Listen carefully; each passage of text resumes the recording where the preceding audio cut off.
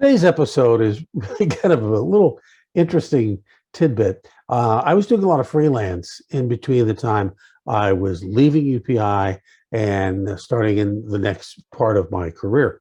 And in that transition, I get to do a lot of different, cover a lot of different stories. And the political years are always really good because there's a lot of stuff happening.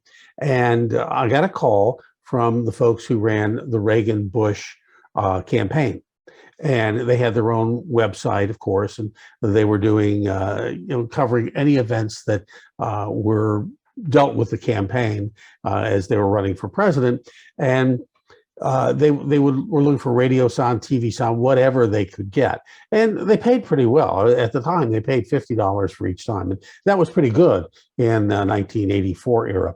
So just for going out and covering a story, and just doing it on your own. And so what I did, I got a call to cover a couple of events, and I covered them. It's no big deal. And then I got a call to cover Roy Rogers, who was making an appearance on behalf of Reagan-Bush at UCLA. And this was like, wow, Roy Rogers? God, I'd do that for free. So that was just really great. I mean, I grew up with Roy Rogers, and he was a cowboy, an American icon, and he was an older man at this time, very old.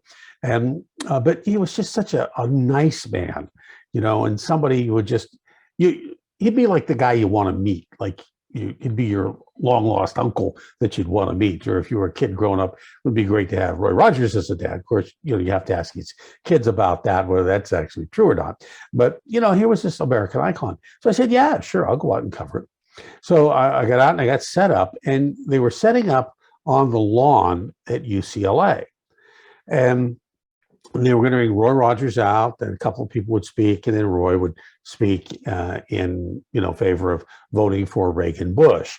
Obviously, he was a Republican, and and well known in Republican circles as well.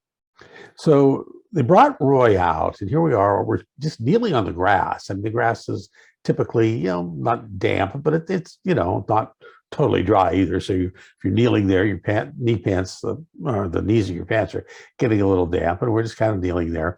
And they didn't really have a big setup, so we had to kind of use mic poles to hold them up. And Roy started talking in support of Reagan-Bush. And all of a sudden, someone heckled him. Someone heckled Roy Rogers. It's like, what are you, crazy? This is Roy Rogers. You can't heckle Roy Rogers. And Roy is like really old at this point. He's doing his best to try to lend an ear to what the person was saying. And it was a young kid, a college kid, and because they were, it drew a crowd, and there were a lot of people there. And everybody was pretty much being respectful, except for maybe this guy and maybe somebody else. Didn't really pick up on anything. But here this guy was heckling Roy Rogers. It's like, right? Okay.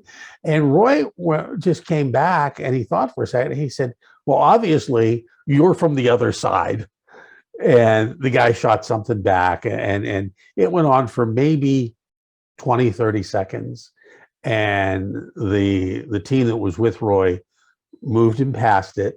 He closed it out. And then he didn't really do any, I don't remember him doing any one-on-one interviews after that. Usually in a situation like that, legitimate reporters like myself and others who would be there would get to do some one-on-one interviews. But I think because of the heckler, they didn't want that to happen. And like I said, Roy was old, and he was getting frail at that point. So, you didn't want him to be bumped by somebody or pushed by somebody or bumped in a crowd where he could fall and break a hip or something. But so we went back, and of course I went home, and I filed my audio and a couple of raps, I think, and that was it. But it was really just great to meet Roy Rogers, but to meet him when he's being heckled was just rather strange and bizarre. But also to see him come back and handle it well enough for he was out of his generation. He really was, and that was the sad part. And someone who had not much respect for who Roy Rogers was in history had to be a heckler and had to give him a lot of crap. And that was unfortunate. But it was a great time for me because I got to meet Roy Rogers in person. Unfortunately, didn't get to shake his hand or do a one-on-one interview, but it was great nonetheless. Hope you enjoy this. We'll have another story for you tomorrow.